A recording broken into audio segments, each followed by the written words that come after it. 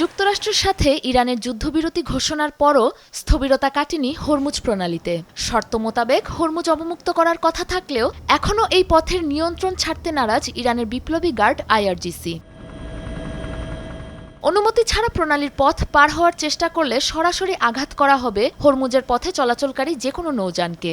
আইআরজিসির এমন হুঁশিয়ারির জেরে যুদ্ধবিরতির প্রথম দিন বুধবার গুরুত্বপূর্ণ এই নৌপথ পার হতে পারে মাত্র 5টি জাহাজ। দ্বিতীয় দিনে সে সংখ্যা বেড়ে দাঁড়ায় 6টিতে। যেখানে দৈনিক গড়ে অন্তত 138টি জাহাজের চলাচল ছিল গুরুত্বপূর্ণ এই নৌপথে। আন্তর্জাতিক বিভিন্ন গণমাধ্যমের তথ্য অনুযায়ী হরমুজে আটকে থাকা জাহাজের সংখ্যা প্রায় 800-র কাছাকাছি, যার মাঝে 300-রই বেশি তেলবাহী ট্যাঙ্কার।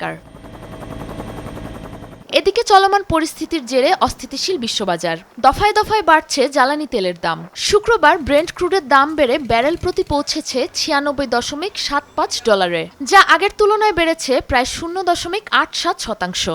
একই সঙ্গে WTI ক্রুড তেলের দামও 1% বেশি বৃদ্ধি পেয়েছে। যুদ্ধ পরিস্থিতির জেরে জার্মানিতে টন প্রতি জ্বালানির দাম বেড়েছে প্রায় $400। অন্যান্য বন্দরে প্রতিদিন আমাদের হাজার হাজার কন্টেইনার নামিয়ে রাখতে হচ্ছে, যেখানে স্টোরেজ ফি গুনতে হচ্ছে প্রায় কয়েক মিলিয়ন ডলার। স্বাভাবিকভাবেই এই খরচের চাপে সাধারণ ভোক্তারাও ব্যাপক ক্ষতিগ্রস্ত হবে। এমন অবস্থায় হরমুজের নিরাপত্তা নিশ্চিতের পাশাপাশি চলমান সংকট সামাল দিতে একটি আন্তর্জাতিক জোট গঠনের পরামর্শ দিচ্ছেন বিশ্লেষকরা। পথটির নিরাপত্তা নিশ্চিত এই মুহূর্তে প্রধান শর্ত।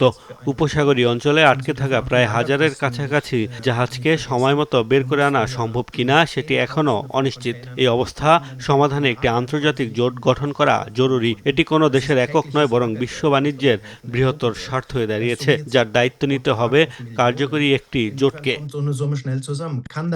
এক প্রতিবেদনে ইরানের রাষ্ট্রীয় গণমাধ্যম IRIB জানিয়েছে, হরমুজ পার হতে ইসলামী বিপ্লবী গার্ড বাহিনীর নৌ শাখার সাথে একটি সমন্বয়ে আসতে হবে নৌযানগুলোকে।